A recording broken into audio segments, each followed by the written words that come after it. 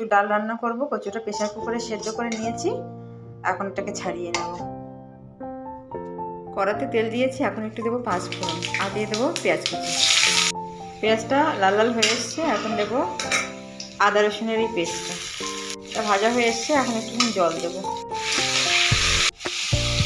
হলুদ,